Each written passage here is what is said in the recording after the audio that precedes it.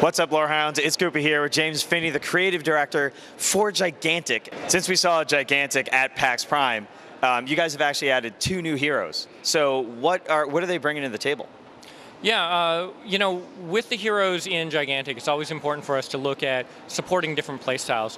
One of them, Griselma, is a summoner. She creates these little turrets. Portal beasts, they're actually these giant demon hands. The actual creature must be massive because the hands are the same size that Griselma is, pretty much. And so, she does map control. One of the things we wanted to do was add a hero where it's not about aiming, it's about tactical thinking, timing, and how well you can kind of coordinate with your team in a different way. So she lets you do that. And then the other one is Mozo. She's a little goblin wizard. She's got a bunch of wands that she stole from somebody who got actual training in magic, and she will just blast stuff at you.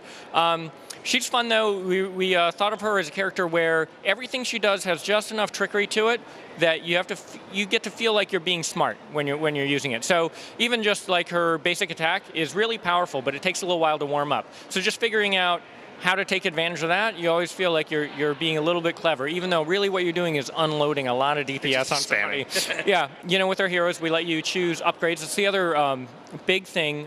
We introduced a branching upgrade system, which immediately let us make much more interesting choices about the upgrades and skills. So when you upgrade a skill, you're not just making it more powerful. You can change fundamentally what it does. And so Mozo has a, teleport skill. She can sort of teleport a short distance ahead, but she can also do stuff like upgrade it so it will bring her to an ally instead, and totally change it. And then you can upgrade it further to buff those allies, or you can focus on using it for yourself. You can upgrade it so you teleport ahead, and now your basic attack powers up instantly after a teleport, so you just drop in on somebody and mage bomb them. And then you've got her vortex that she creates that can protect you from projectiles, but you can also do some crazy stuff where it sucks people into the vortex, or go a different direction, make it so you can shoot your own vortex. Projectiles get redirected at enemies for you. So all kinds of fun.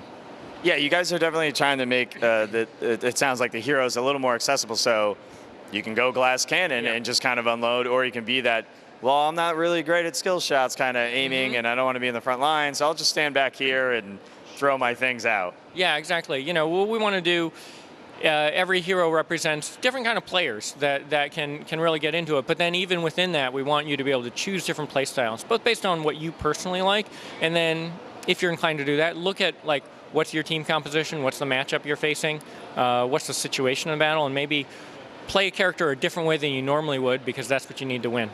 And one of the other things we're seeing is actually you guys came out with a new map. So it's a bit tighter, definitely closer. Are you guys trying to make that a starter map? Is it just a different map, a different experience? We hope it's a map that's got legs that people will like throughout, but it definitely was part of our thought process to make a map that's the best intro map that we could make, that new players coming in, one of the things is Gigantic does emphasize teamwork, and that can be tough on a show floor, sort of pickup group, just random matchmaking with people on the internet, and just in general, teamwork can be a challenge. And so this map sort of naturally tends to funnel your team together. You tend to be around your teammates without having to coordinate as much. I think there's still plenty of strategic choices to make, but definitely not as much complexity as the map we were showing at PAX Prime. And our goal is to do a whole series of maps that kind of run the gamut between the two. So Gigantic is still 5-on-5, the tighter map, it's still the same team size. Are we looking at more different game modes coming out at some point, either with a new map or a retuned map?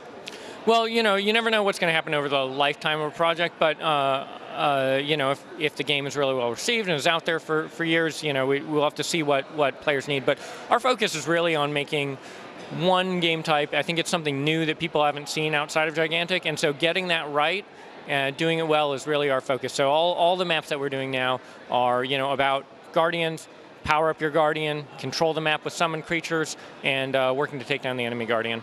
So Lorehounds, you got Gigantic. You'll notice it's one of the few MOBA-style games where it's actually third-person view, which is a big thing.